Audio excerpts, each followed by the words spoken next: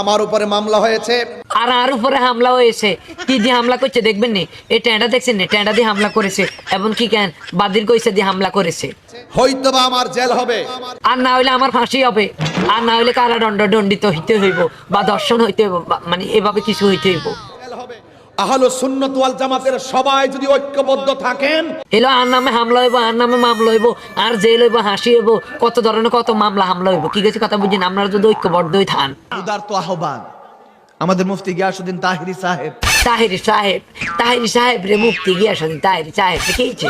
এই দেশের জন্য নিয়ামত আল্লামা গিয়াসউদ্দিন আত-তাহিরি। কথা বলুন ঠিক কিনা? হ্যাঁ ঠিক। হিগার নাম যদি আল্লামা গিয়াসউদ্দিন তাহিরি হয়, এলে আঙ্গর নাম কিটা?